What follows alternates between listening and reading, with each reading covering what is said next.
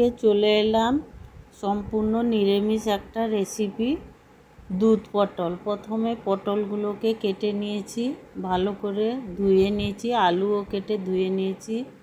কড়াই বসিয়ে দিয়েছি, তেল গরম হয়ে গেছে, আলু পটল একসঙ্গে ভালো করে ভেজে নেব।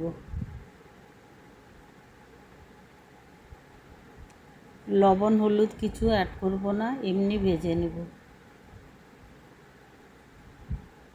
সম্পূর্ণ নিরামিষ রেসিপি, ভাতের সঙ্গে রুটি, পরোটা, লুচির সঙ্গে খেতে পারেন, খুবই খেতে ভালো লাগবে। ইউটিউব চ্যানেল থেকে দেখলে সাবস্ক্রাইব করে দিবেন, ফেসবুক পেজ থেকে দেখলে ফলো করে পাশে থাকবেন।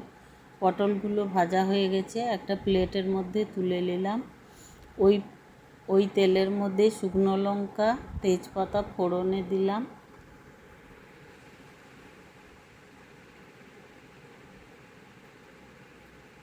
ভাজা হয়ে গেছে, এবার কুচনো টমেটো দিয়ে দিব,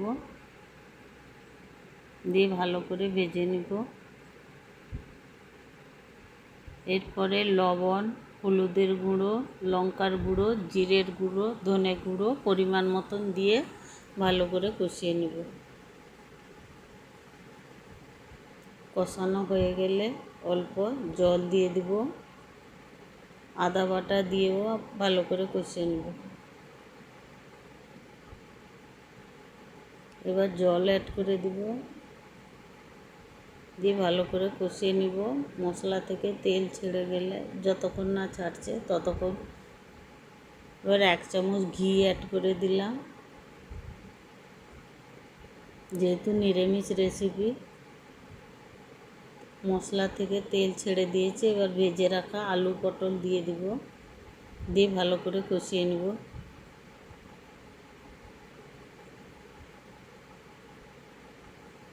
এই দেখুন ভালো করে কষানো হয়ে গেছে।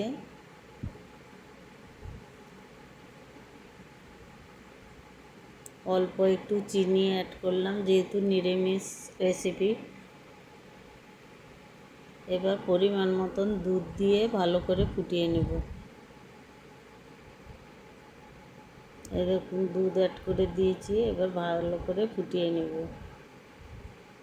রেসিপিটি ভালো লাগলে লাইক, কমেন্ট, শেয়ার করবেন।